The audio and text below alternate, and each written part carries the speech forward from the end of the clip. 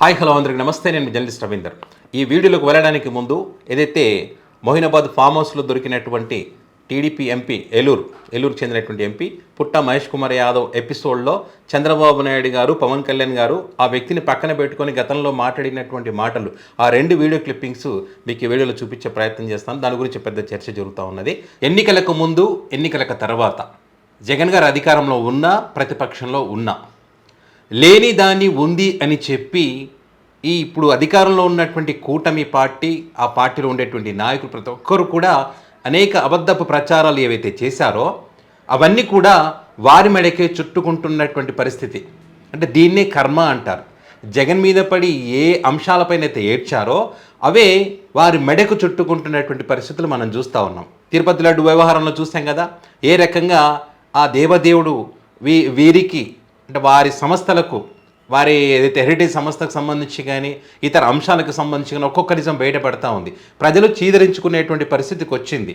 వారి కంపెనీలు ఏ రకంగా దివాలా తీస్తున్నాయో కూడా మనం చూస్తూ ఉన్నాం. సో ఈ క్రమంలో ఏదైతే వైఎస్ జగన్మోహన్ రెడ్డి గారు అధికారంలో ఉన్నప్పుడు ఈ డ్రగ్స్ గురించి కానీ, గంజాయి గురించి కానీ ప్రతి చోట ప్రచారం చేసినటువంటి ఈ పవన్ కళ్యాణ్ గారు, చంద్రబాబు నాయుడు గారు ఏదైతే జగన్ గారి మీద ఆరోపణలు చేస్తారో వాటికి సంబంధించి ఇప్పుడు సాక్ష్యాధారాలతో లైవ్లో దొరుకుతున్నటువంటి పరిస్థితి. ఏదైతే ఆ వ్యక్తిని పక్కన పెట్టుకొని డ్రగ్స్ గురించి మాట్లాడారో ఆ వ్యక్తి ఈరోజు డైరెక్ట్ లైవ్లో దొరికినటువంటి పరిస్థితి. ఏలూరు ఎంపీ పుట్ట మహేష్ కుమార్ యాదవ్. ఓకే, ఇందులో కూడా అనేక డ్రామాలు చోటు చేసుకున్నాయి. తప్పించుకునేటువంటి ప్రయత్నం.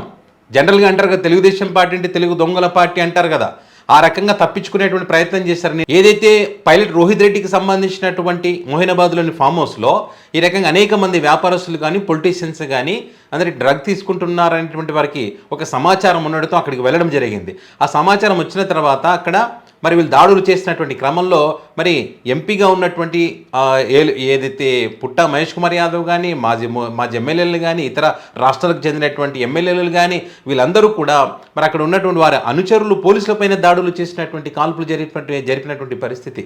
అంటే ఒక ప్రజాప్రతినిధులుగా ఉండి ఆ రకంగా దాడులు జరుగుతుంటే కూడా ఖండించాల్సింది పోయి తప్పించుకునేటువంటి ప్రయత్నం చేశారు. ఇక్కడ చేస్తూ మరి పోలీసులు అక్కడికి వెళ్ళడం, వారిని పట్టుకోవడం, అక్కడ సాక్ష్యాధారాలతో అక్కడ ఉన్నటువంటి వాటిని స్వాధీనం చేసుకోవడం.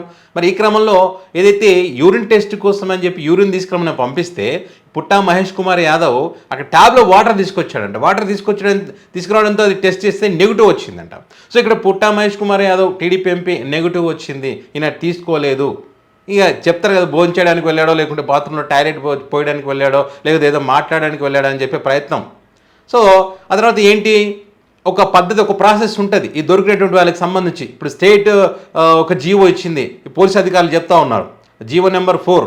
దీని ప్రకారము urine test and blood test కూడా ఈ పరీక్షలన్నీ నిర్ధారణ చేసుకోవాలంటే అవన్నీ చేయాలి కదా. ఎర్రగడ్డ హాస్పిటల్కి తీసుకెళ్ళిన తర్వాత అక్కడ పాజిటివ్ వచ్చింది. అంటే అక్కడ వాళ్ళకి అనుమానం వచ్చింది ఏంటంటే అక్కడ అసలు యూరిన్ ఇచ్చాడా, వాటర్ ఇచ్చాడా అనేది. వాటర్ ఇచ్చాడని చెప్పి కనుక్కున్నారు. సీరియస్ అయిన తర్వాత మళ్ళీ ఇక్కడ ఎర్రగడ్డ హాస్పిటల్లో ఈ పాజిటివ్ రావడంతో ఆ వ్యక్తి మీద కేసు నమోదు చేయడం జరిగింది. అంటే ఇట్లా 10 మంది పైన కేసు నమోదు చేశారు ఇక్కడ నేను దొరికినటువంటి వారికి సంబంధించి. చూడండి ఎంత తప్పించుకోవాలని ఒక ప్రయత్నం చేశారో, ఇక్కడ అడ్డంగా దొరికిపోయినటువంటి పరిస్థితి. ఒక్కసారి బాబు గారి మాట వినండి. రాష్ట్రాన్ని డ్రగ్స్ ఇప్పించి సర్వనాశనం చేశారు. అది ఎక్కువ నన్ను బాధిస్తా ఉంది. ఏ సమస్య అయినా పరిష్కారం చేస్తాం కానీ గంజాయి కానీ డ్రగ్స్ అలవాటైతే వాళ్ళని పరిరక్షించుకోవడం చాలా కష్టం.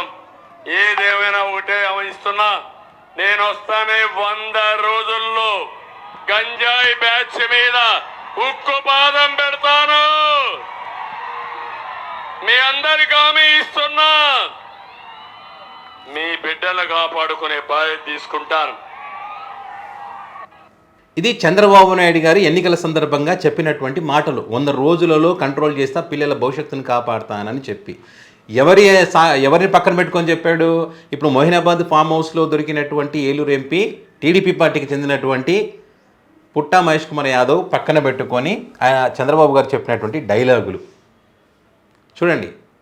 ఎలాంటి వ్యక్తులకు టికెట్లు ఇస్తారో, ఎలాంటి వ్యక్తులను ప్రజలు నమ్మారో, మరి నమ్మినప్పుడు మరి పార్లమెంట్లో ప్రజా సమస్యలు వినిపించకుండా ఇట్లా పాడు పనులు చేస్తున్నటువంటి పరిస్థితి. ఇదంతా ఒకటైతే నెక్స్ట్ పవన్ కళ్యాణ్ గారు ఏం చెప్పారు చూడండి. పుట్ట మహేష్ యాదవ్ గారిని మన ఏలూరు ఎంపీగా ముందుకు తీసుకెళ్తున్నాం, సైకిల్ గుర్తు మీద, తెలుగుదేశం పార్టీ మీద. అనర్గళంగా తమిళ్, తెలుగు, కన్నడ, హిందీ, అఫ్కోర్స్ ఇంగ్లీష్తో పాటు అన్ని భాషలు మాట్లాడగలరు. ఆయన గొంతు వినిపించాలి, ఆయన గళ వినిపించాలి. అందుకని వారిని గెలిపించమని ఎందుకు వచ్చానంటే మన భవిష్యత్తు కోసం. ఈరోజు మిగతా పార్టీలు ఎంత నమ్ముతారో నాకు తెలియదు, కానీ మీరు పవన్ కళ్యాణ్ అయితే నమ్ముతారు కదా. మీరు పవన్ కళ్యాణ్ మీకోసం పనిచేస్తాడా లేదా అన్న సంగతి మీకు తెలుసు కదా. నాకు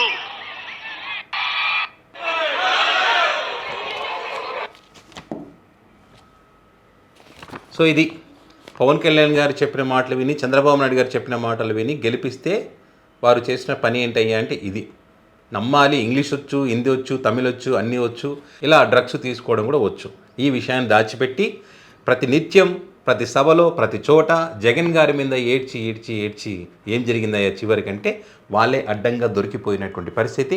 ఎవరినైతే పక్కన పెట్టుకున్నారో, ఎవరినైతే పక్కన పెట్టుకొని ఈ డ్రగ్స్ గురించి, గంజాయి గురించి మాట్లాడారో ఆ వ్యక్తులు ఈరోజు మరి ఇలాంటివి తీసుకుంటూ సాక్ష్యాధారాలతో దొరికినటువంటి పరిస్థితులను మనం ఈరోజు చూస్తూ ఉన్నాం. దీన్నే కర్మ ఎఫెక్ట్ అంటారు. ఇక్కడ ఏదైతే దొరికినటువంటి వారిని తప్పించాలని ఎంత ప్రయత్నం చేసినప్పటికీ ఇక్కడ ఈగల్ టీము బెదిరింపులకు లొంగకుండా ఎమ్మెల్యే అయినా, ఎంపీ అయినా, ఏ రాష్ట్రమైనా, ఈ రాష్ట్రమైనా ఎవరిని కూడా వదిలిపెట్టే ప్రసక్తి లేదని చెప్పి చాలా సీరియస్గా వాళ్ళకు ఉన్నటువంటి ఈ ప్రాసెస్ ప్రకారం వాళ్ళకి టెస్టులు చేసి వాటికి సంబంధించిన వివరాలు మరి మీడియా వేదికగా బయటపెట్టడం జరిగింది. సో దీని వెనక ఎవరున్నారు, ఎక్కడి నుంచి తీసుకొచ్చారు, ముఖ్యంగా ఈ పుట్టా మహేష్ కుమార్ యాదవ్ గురించి చర్చ జరగడం వెనుక కారణం ఏంటయ్యా అంటే ఈ వ్యక్తి ఏదో తప్పించుకునే ప్రయత్నం చేసేది, ఏదో అదే యూరిన్ ఇమ్మంటే వాటర్ ఇచ్చాడు కదా, దాని గురించే తప్పించుకునే ప్రయత్నం చేస్తారనే ఈ క్రమంలోనే ఎక్కువ చర్చ జరుగుతూ ఉంది. తప్పించాలనే ప్రయత్నం కూడా చేస్తారనేటువంటి చర్చ పెద్ద ఎత్తున జరుగుతున్నటువంటి క్రమంలో కొంతమంది ప్రశ్నించడం, అదేవిధంగా కొన్ని మీడియాల్లో తప్పించే ప్రయత్నం చేస్తున్నారనేటువంటి వార్తా కథనాలు పెద్ద ఎత్తున రావడంతో మరి ఈగల్ టీం కూడా ఎక్కడ మేము ఎవరి బెదిరింపులకు మేము లొంగము, మా పద్ధతి ప్రకారం మేము వెళ్తామని చెప్పి వాళ్ళు కూడా చెప్పి మరి మరొకసారి టెస్టులు చేయించి మరి ఆ వ్యక్తి పైన కేసు నమోదు చేయడం జరిగింది. ఇక్కడ ఈ 2 వీడియోలకు సంబంధించి సోషల్ మీడియా వేదికగా పెద్ద ఎత్తున వైరల్ అవుతున్నాయి. ప్రజలు మర్చిపోలేదు.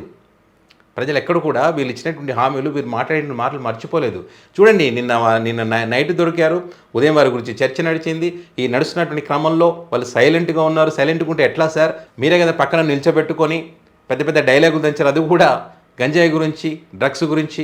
మరి అలాంటి వ్యక్తులు తీసుకున్న పరిస్థితి కదా, మరి దీని గురించి ఎందుకు ప్రశ్నించారు, మరి ఎందుకు ఆ పార్టీ నుంచి సస్పెండ్ చెయ్యరనేటువంటి అంశాలను ప్రశ్నిస్తూ ఉన్నారు. వీళ్ళు సస్పెండ్ చేయరు, క్రమశిక్షణ చర్యలు అంటారు. టీటీడీలో జరిగినా, ఇంకో చోట జరిగినా, ఇంకో ఎమ్మెల్యే దొరికినా, 60 శ్రీధర్ లాంటి వ్యక్తులు దొరికినా, ఎవరు దొరికినా కూడా వాళ్ళని పక్కన పెట్టారు. చర్యలు మాత్రం తీసుకోరు, డైవర్ట్ చేసే ప్రయత్నం చేస్తారు. ఏం చేసినా ప్రజలైతే మర్చిపోరు కదా, మర్చిపోలేదు కాబట్టి ఈ వీడియోలు బయటకు వచ్చినాయి. సో ఇది పరిస్థితి. మరి దీనికి సంబంధించి మీ అభిప్రాయాన్ని కామెంట్ రూపంలో పెట్టగలరు. అదేవిధంగా మన ఛానల్ ఎవరైనా సబ్స్క్రైబ్ చేసుకోకపోతే కనుక తప్పకుండా సబ్స్క్రైబ్ చేసుకోండి, నాకు సపోర్ట్ చేయండి. Thank you.